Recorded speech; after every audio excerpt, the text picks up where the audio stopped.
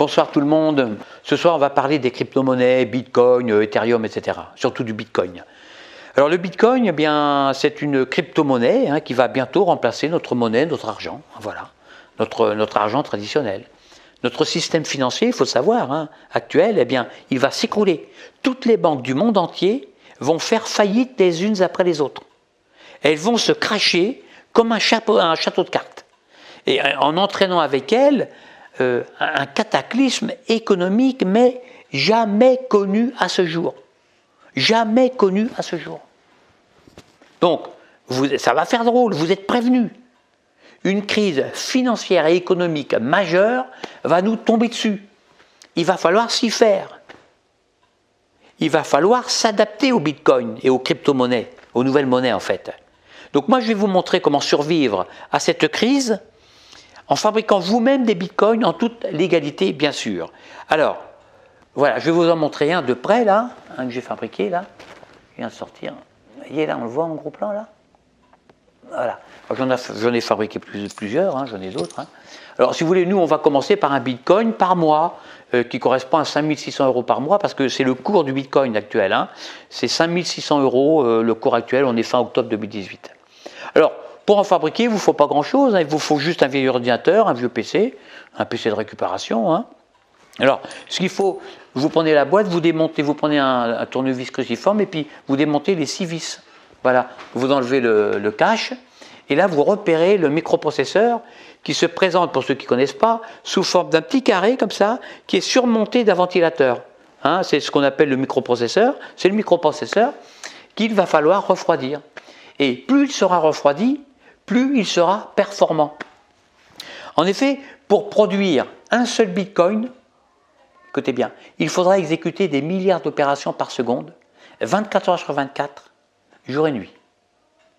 Vous devrez donc installer un système de thermolyse pour réfrigérer le microprocesseur, le CPU.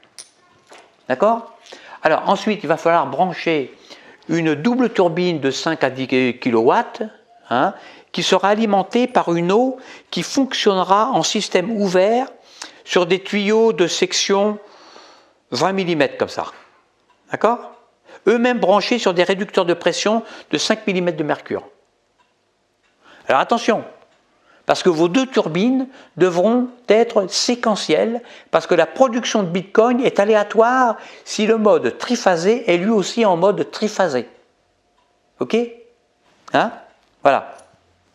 Alors, quand tout est branché, vous vérifiez bien la connectique avant de lancer le processus, l'opération, qui est un processus en fait algorithmique. C'est un algorithme, c'est pas autre chose. C'est tout simple en fait.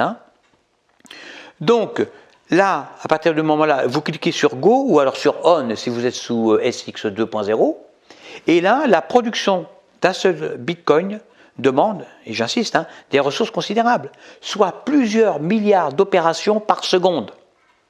Et nous aurons donc un dégagement calorique très important, équivalent à 20 kW par seconde, en valeur nominale condensée, en plus. Alors avec ce système, vous produirez environ un Bitcoin par mois. Voilà. Bon, bien sûr, c'est de l'argent facile, puisque c'est l'ordinateur qui travaillera à votre place, jour et nuit.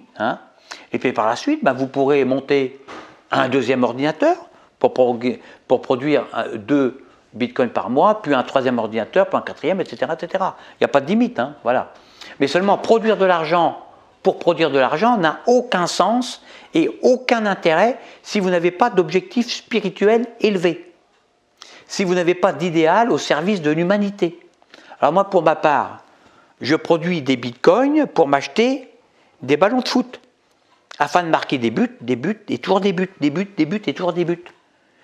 Sachez quand même, que si on ne sait pas marquer de buts, la France n'aurait jamais pu être championne du monde.